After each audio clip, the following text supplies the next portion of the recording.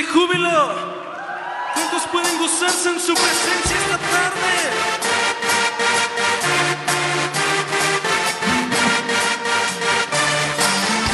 Con las manos arriba. 1, 2, 3.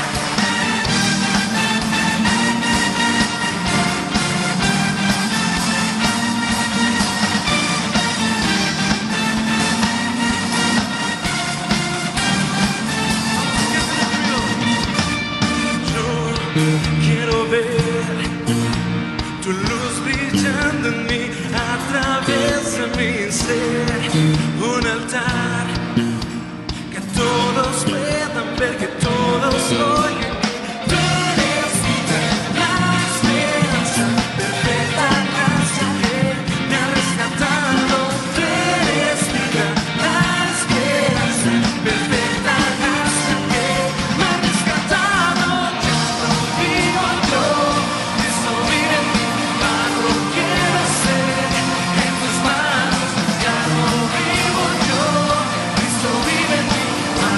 Quiero ser en tus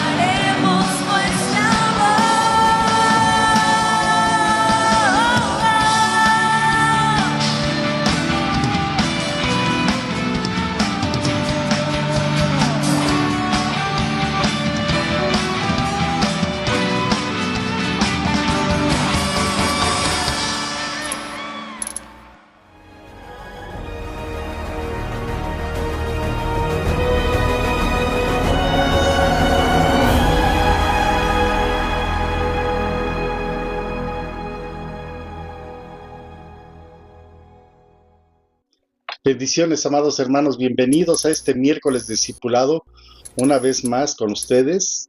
Estoy muy contento de compartir pues, este miércoles con ustedes la palabra de Dios, hermanos. Y quiero agradecer a los pastores Rafael y Talera Rubalcaba, a nuestros pastores, por el privilegio que me dan, y desde luego también agradezco a Dios por tan grande responsabilidad. Y pues bueno, vamos a iniciar, hermanos.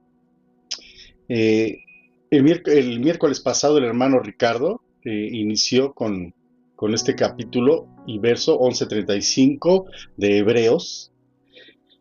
Y pues hermanos, nuestro recorrido de la epístola a los Hebreos, hemos llegado, y creo que estamos todos de acuerdo, que hemos llegado a la altura, ya un punto culminante, hermanos, de nuestro discipulado, Héroes de la Fe, donde podemos apreciar una fe, hermanos, que ha actuado, que ha funcionado en la vida de hombres y mujeres de todas las edades, hermanos, bajo todas las circunstancias, bajo todas las condiciones, y así es como hemos podido ver las maravillosas historias de estos personajes de la Biblia, comprometidos en toda clase de luchas, guerras y batallas, hermanos. El propósito de esta carta ha sido animar a los cristianos que estaban siendo perseguidos a mantenerse firmes en su fe, ayudarlos que no menguara esta fe, hermanos. Como dice Hebreos 3:6, dice: Cristo en cambio es fiel como hijo al frente de la casa de Dios, y esa casa somos nosotros. Qué hermosa palabra, hermanos, con tal de que mantengamos nuestra confianza y la esperanza que nos enorgullece. Hebreos 10:23 dice: mantengamos firmes la esperanza que profesamos, porque fiel es aquel que hizo la promesa. Amén, hermanos. Dios se mantiene fiel, nosotros tenemos que mantenernos firmes, tenemos esa promesa, hermanos. Y bueno, pues vamos a iniciar, hermanos. Vamos a poner este tiempo en las manos de Dios. Si me acompaña, vamos a orar. Cerramos nuestros ojos. Padre Celestial, en esta tarde, gracias te doy, Señor, porque me permites compartir tu palabra, mi Señor, con mis hermanos, Señor. Yo te pido que me uses como un instrumento tuyo, Padre, para que yo pueda hablar lo que tú deseas a cada uno de nosotros, Padre, para que nuestros corazones sean transformados, Señor, y poder llegar a la estatura del varón perfecto, Padre. Te doy las gracias, mi Señor, en esta hora, por este privilegio que me das, porque puedo compartir la palabra con tus hijos, con mis hermanos, Padre. Te doy las gracias en el maravilloso nombre del Señor Jesucristo. Amén y amén.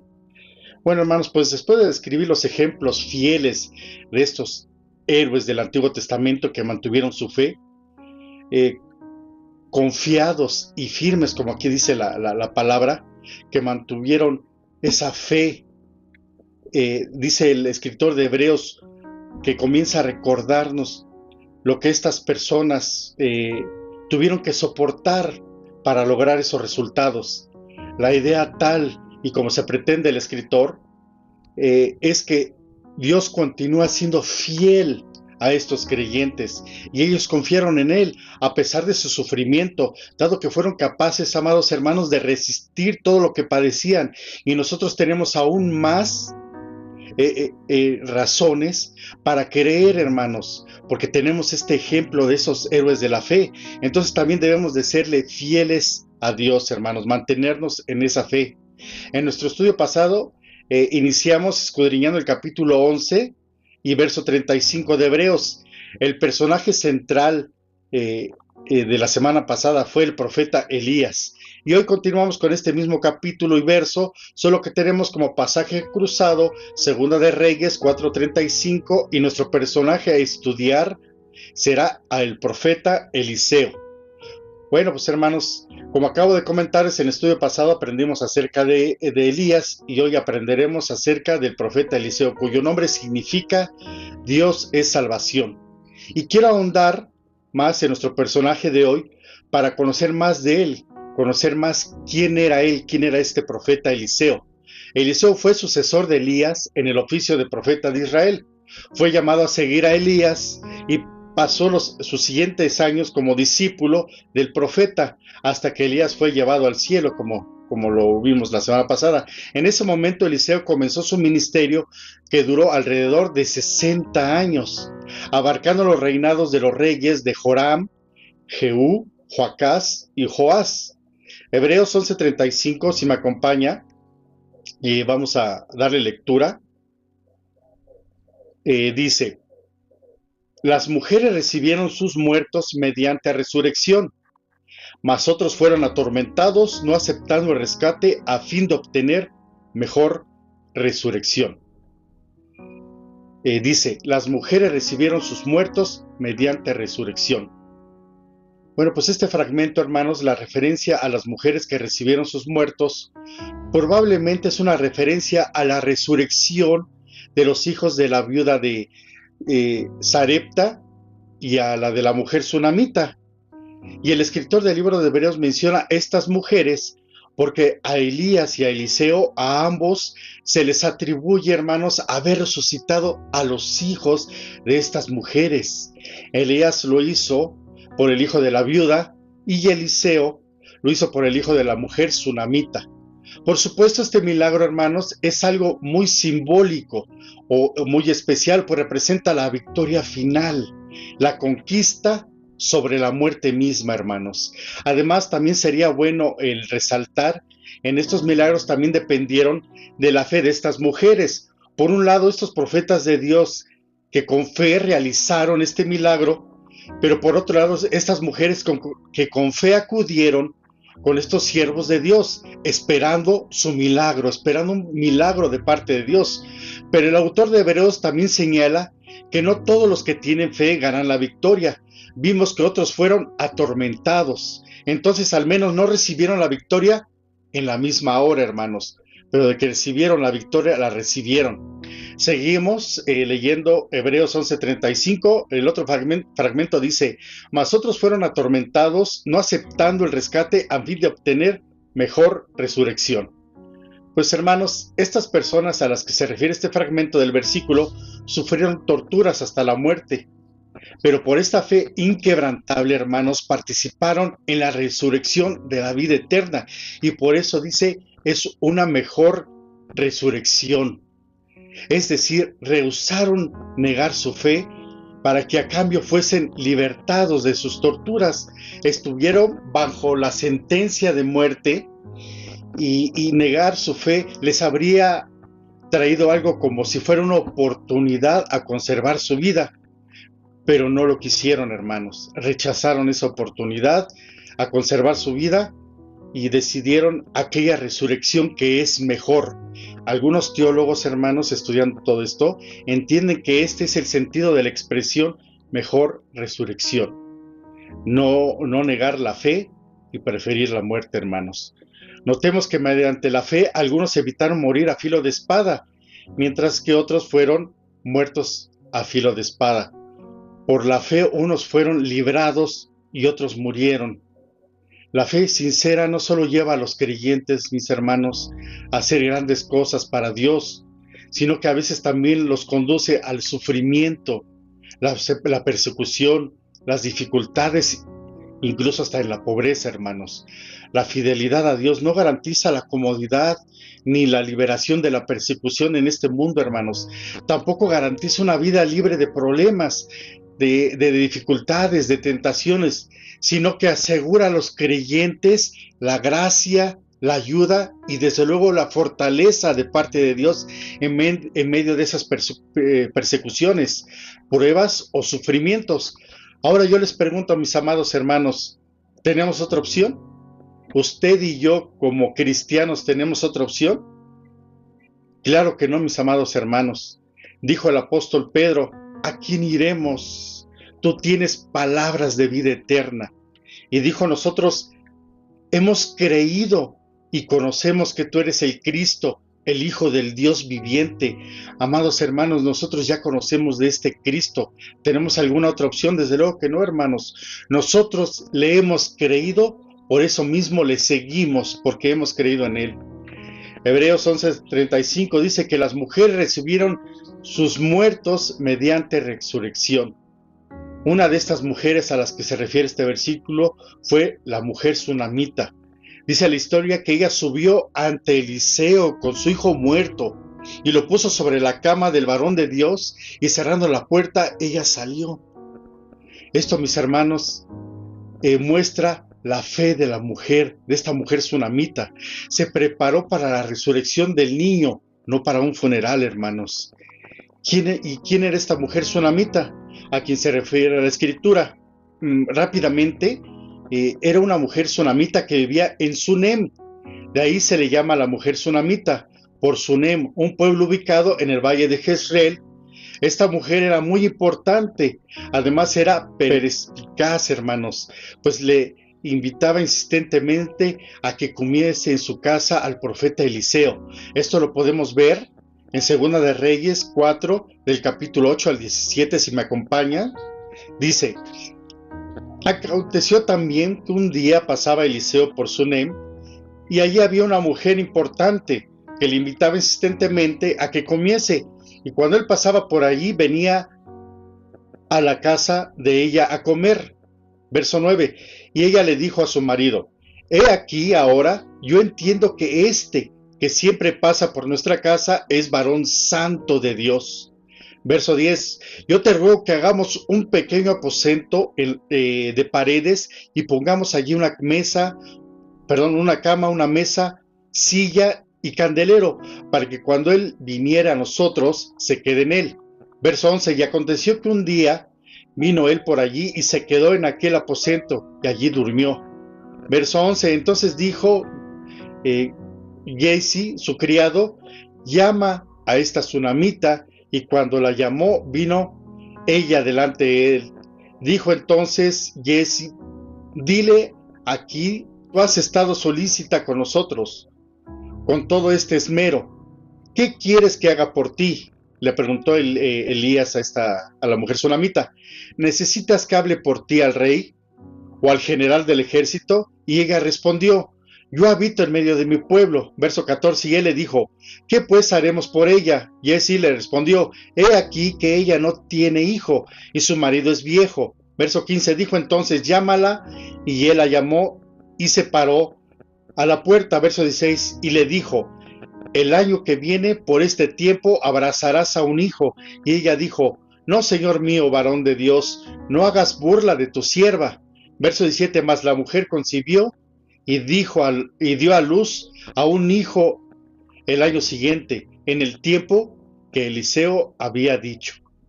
Bueno, hermanos, pues primero vemos que era una mujer importante, que le invitaba insistentemente a su hogar a que comiese el profeta Eliseo con ellos.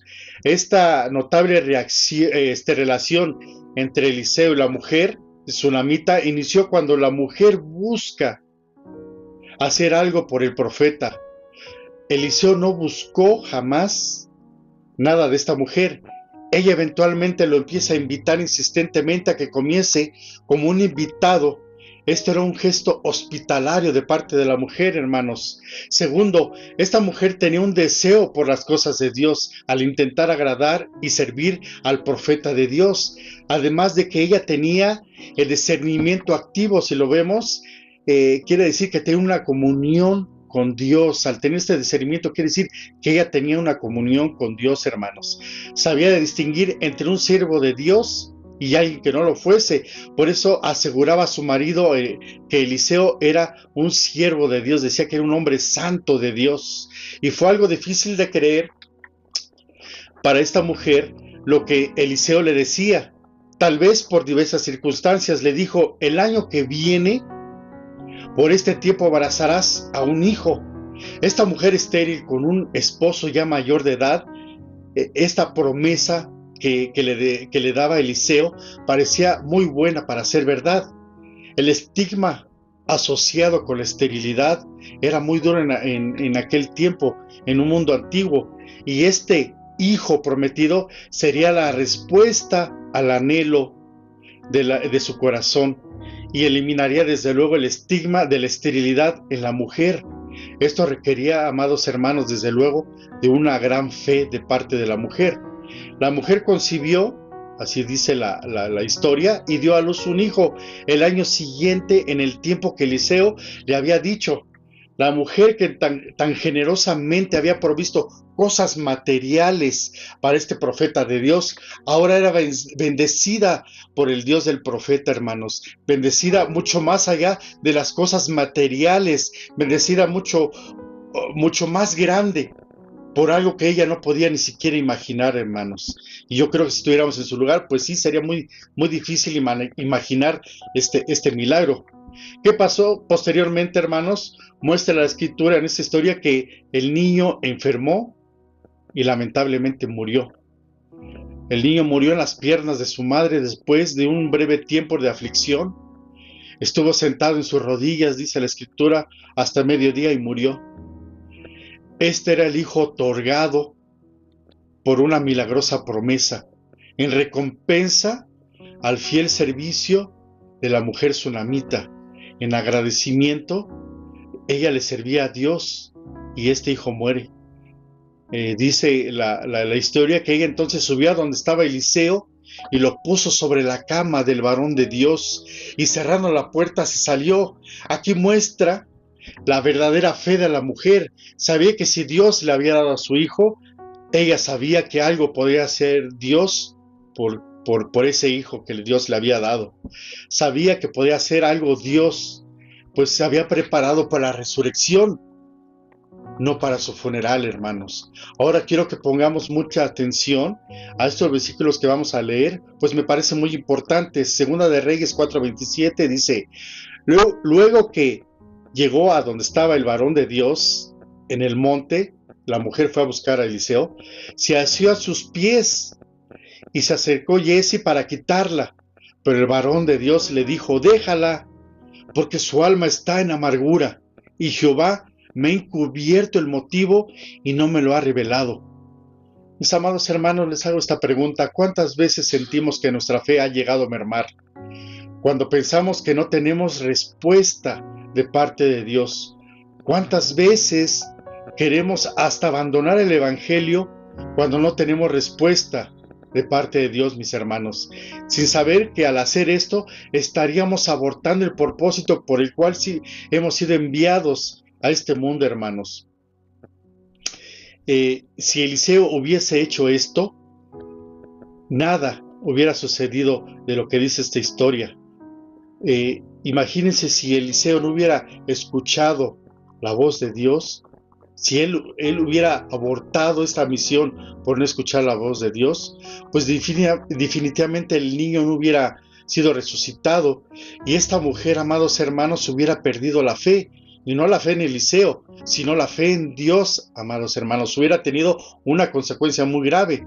Si por un momento nosotros, amados hermanos, perdemos la fe, nuestra fe, esa decisión puede tener consecuencias muy negativas. En Segunda de Reyes, si me acompañan, dice Segunda de Reyes 4:29 al 31, dice, entonces dijo Giezi, ciñe tus lomos y toma mi báculo en tu mano y ve. Si alguno te encontrare, no lo saludes. Si alguno te saludare, no le respondas. Y pondrás mi báculo sobre el rostro del niño. Y dijo la madre del niño, vive Jehová y vive tu alma, que no te dejaré. Entonces se levantó y la siguió. Y Giezi había ido delante de ellos y había puesto el báculo sobre el rostro del niño, pero no tenía voz ni sentido. Y así se había vuelto para encontrar a Eliseo y se lo declaró diciendo, el niño no despierta. Qué hermosa palabra, hermanos. El niño no despierta. Ellos asumían que estaba dormido, no muerto. ¿De qué fe tenían estos siervos de Dios, hermanos? Vemos que le dijo Eliseo a su siervo, pondrás mi báculo sobre el rostro del niño. Es importante, hermanos, hacer notar esto. Quería que leyéramos este versículo, que en vez de ir directamente Eliseo, envió a su siervo Giezi con su báculo. Eliseo, él no hacía las cosas personalmente, no porque no quisiera ir él y hacer las cosas personalmente, sino que les daba la oportunidad a la gente que necesitaba de Dios, de trabajar juntamente con Dios, y quería que confiaran en Dios por sí mismos, no quería que confiaran en el hombre, es decir, no quería que confiaran en Eliseo, él quería que fueran la gente que necesitaba de Dios, con ellos trabajando juntamente. Puede ser que la mujer sunamita, amados hermanos, fallado bajo esta prueba, porque pensó que el poder para sanar estaba más conectado con Eliseo mismo.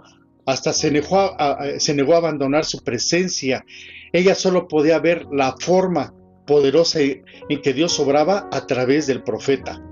El niño no fue sanado por el toque del báculo, aunque posiblemente el niño pudo haber sanado solo con el báculo si la sunamita, si esta mujer hubiera recibido esta promesa con fe total, hermanos.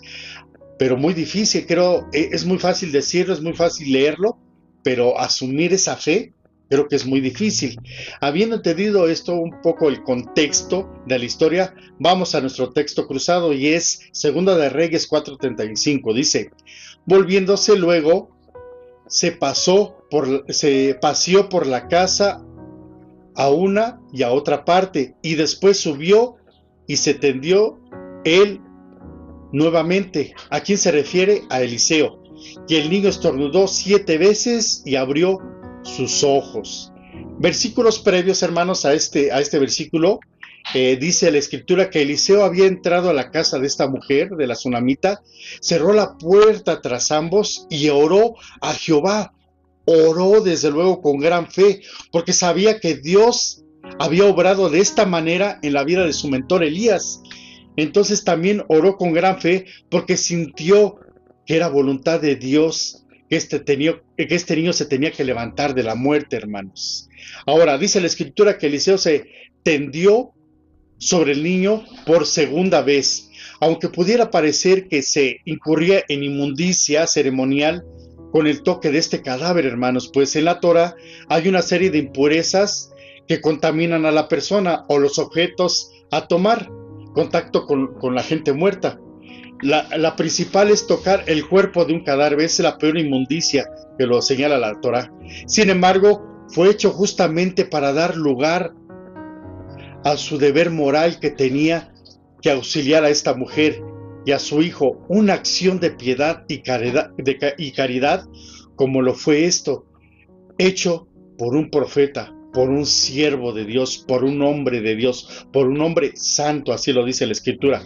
Aunque estos dos profetas eran únicamente el vehículo, el vínculo que Dios usaba para realizar esos maravillosos milagros, y es muy notable porque hay un contraste muy significativo, hermanos. Aquí en la Biblia hay un contraste entre la súplica de Elías y Eliseo, una súplica a Dios. Y vemos por otro lado en las escrituras la orden autoritaria de Jesús a levantar a los muertos. Hay ejemplos como por ejemplo en el libro de Juan 11:43, no lo leemos por tiempo, después ustedes lo buscan, hermanos. Eliseo apropiadamente, con humildad, rogaban a Dios que levantara a los muertos. En cambio, Jesús ordenó con su propia voz a que se levantaran los muertos.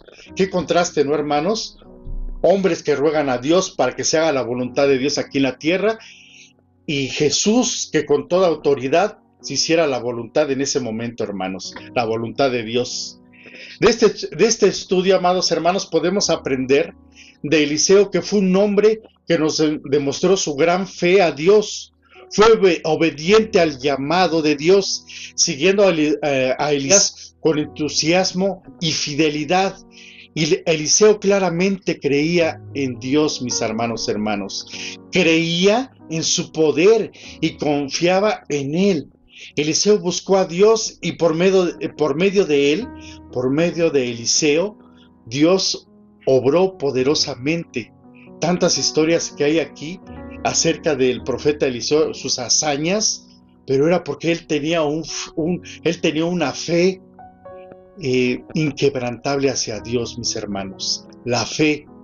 Eliseo conocía bien a Dios, había una comunión con Dios, conocía Desde luego el poder de Dios no era un extraño para el Padre, hermanos. Conocía el poder de Dios, que no era nada imposible ese poder.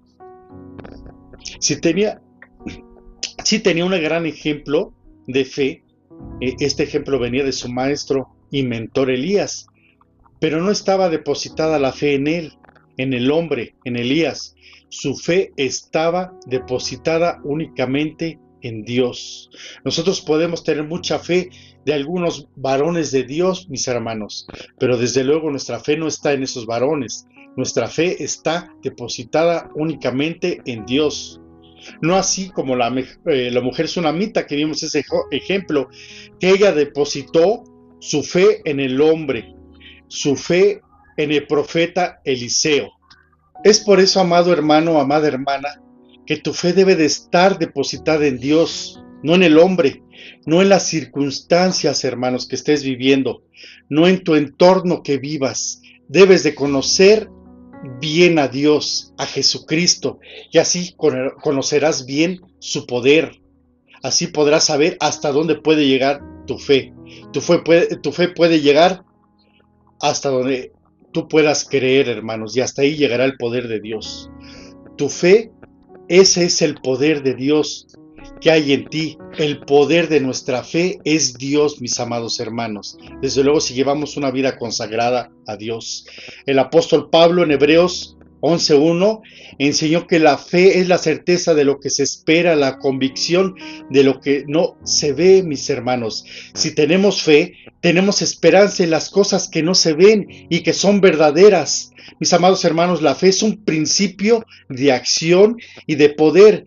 Cuando nos esforzamos por alcanzar alguna meta digna, que sea del agrado de Dios y que sea desde luego su voluntad, estamos ejerciendo la fe, porque demostramos nuestra esperanza en algo que aún no podemos ver, mis hermanos. Es por eso que hay que tener fe en el Señor Jesucristo, mis hermanos. Ya hemos creído, podemos ejercer la fe en Cristo si tenemos la certeza de que Él existe, de que Él resucitó, mis hermanos. Si tenemos una idea correcta de su carácter y si sabemos que estamos esforzándonos por vivir de acuerdo con su voluntad. Tener fe en Jesucristo significa confiar totalmente en Él, confiar en su poder, inteligencia y amor infinitos, lo cual incluye creer en sus enseñanzas, desde luego. Significa creer que aunque no entendamos todas las cosas, no entendamos sus silencios, no entendamos nuestras aflicciones, mis amados hermanos, Él sí las entiende, debido a que Él ha experimentado todos los dolores, todas las aflicciones, las enfermedades que podamos sufrir. Mis amados hermanos, dice que Él es un varón de dolores, experimentado en quebranto, así dice la Escritura. Él sabe cómo ayudarnos a superar las dificultades del día a día. Él ha vivido cada una de esas situaciones, Él padeció cada una de esas situaciones. Dice la Escritura que Él ha vencido al mundo, así lo dice en Juan 16:33. Y ha preparado el camino, y no solo para que vivamos esta vida, mis amados hermanos, sino para que seamos preparados para recibir la vida eterna, para alcanzar la estatura del varón perfecto. Dios siempre está dispuesto a ayudarnos. Salmo 34:18 dice: cercano está Jehová a los quebrantados de corazón y salva a los contritos de espíritu. Vivimos y vivamos por fe, mis amados hermanos. La fe en Jesucristo puede motivarnos a seguir un ejemplo perfecto. Juan 14, verso 12 dice: de cierto os digo, o sea, lo está afirmando, el que en mí cree, las obras que yo hago, Él las hará también, y aún mayores hará, porque yo voy al Padre. Mis amados hermanos, la fe puede inducirnos a hacer buenas obras, a obedecer los mandamientos y arrepentirnos de nuestros pecados. Santiago 2:18 dice: pero alguno dirá, tú tienes fe y yo tengo buenas obras. Muéstrame tu fe sin tus obras y yo te mostraré mi fe por mis obras. Mis amados hermanos, tenemos fe Entonces tiene que existir en nosotros buenas obras, en cada uno de nosotros. Además, la fe puede ayudarnos a vencer la tentación. Hay que resistir toda tentación del diablo como nuestra fe está depositada en nuestro Señor Jesucristo. ¿Es posible? Claro que sí, hermanos. Durante los momentos de prueba, la fe nos dará fuerzas para seguir adelante y encarar las dificultades con valor. Aun cuando el futuro se vea incierto, aun cuando ese futuro se vea incierto, mis hermanos, la fe en el Salvador nos dará paz. Así lo promete en Romanos capítulo 5, verso 1, dice, justificados pues por la fe tenemos paz para con Dios por medio de nuestro Señor Jesucristo. La fe es un don de Dios, mis hermanos, pero debemos de nutrirla para mantenerla fuerte, puesto que es como un músculo, por así decirlo, es un ejemplo, mis hermanos. Si se ejercita, crece y se fortalece, pero si se mantiene inactiva esta fe, se debilitará. Fortalezcamos entonces nuestra fe al guardar los mandamientos. Al igual que todas las bendiciones de Dios, la fe se obtiene y aumenta por medio de la obediencia, y esta obediencia es personal, una intimidad con Dios y nuestros hechos rectos, agradables ante Dios. Si deseamos fortalecer nuestra fe al grado más alto que nos sea posible, debemos de guardar su palabra y también vivirla. No importa cuáles sean las circunstancias, mi hermano, mi hermana, no lo dudes. Aprendamos del profeta Eliseo, que nunca dudó. No llegó a esa casa de la mujer sunamita con dudas o con temores. Él llegó con la certeza de la fe, mis hermanos. Isaías 41:10 dice, no temas, porque yo estoy contigo. No desmayes, porque yo soy tu Dios, que te esfuerzo. Siempre te ayudaré, siempre te sustentaré con la diestra de mi justicia. Hermano, hermana, siempre tengan fe en Dios. Dios estará con cada uno de nosotros y Dios nos respaldará. ¿Qué dice a cada uno de nosotros? Lo acabamos de leer. Dice, porque yo estoy contigo. Mis amados hermanos, esta palabra no es de parte mía, mis hermanos. Si cerramos nuestros ojos, nosotros podemos escuchar esta palabra que nos dice Dios, que dice, porque yo estoy contigo. Y Dios no miente, mis hermanos. Dios no es hombre para mentir, ni hijo de hombre para cambiar de parecer, hermanos. En cualquier circunstancia, no dudes, no dude, hermana, no dude, hermano. Tenga fe, no dudes del poder de Dios, así como lo hizo el profeta Eliseo. Seamos constantes con nuestra fe. No importa lo que esté sucediendo, nuestra fe tiene que permanecer firme, hermanos. Romanos 1:16 dice, porque no me avergüenzo del Evangelio, porque es poder de Dios para salvación a todo aquel cree. Mis hermanos, nosotros hemos creído, entonces tenemos que creer en el poder de Dios. No nos tenemos que avergonzar de nuestro evangelio, del evangelio que hemos creído, de nuestra fe. Tenemos que creer en el poder de Dios, hermanos. Y bueno, pues hasta aquí, hermanos. Espero que esta enseñanza haya sido de edificación para ustedes como lo es para mí, que haya incrementado su fe. Si están pasando por alguna situación, que esa fe sea aún aumentada, sea firme, porque está esta promesa de Dios, hermanos. Y no dudemos del poder de Dios. Para Dios nada es imposible, porque es poder.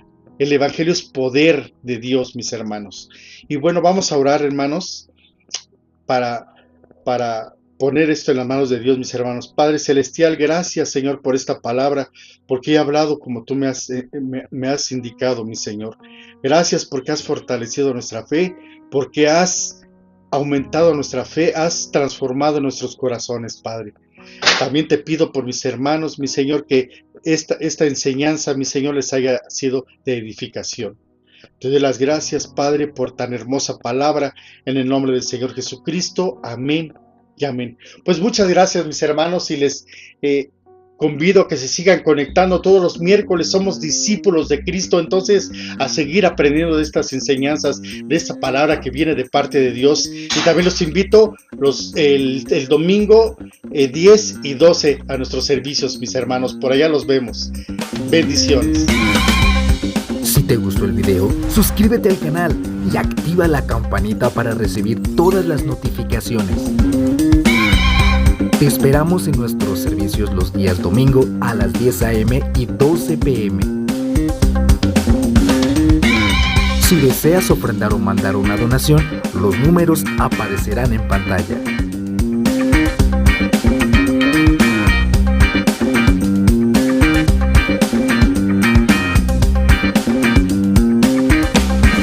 Para más, síguenos en nuestras redes sociales. Te esperamos la próxima.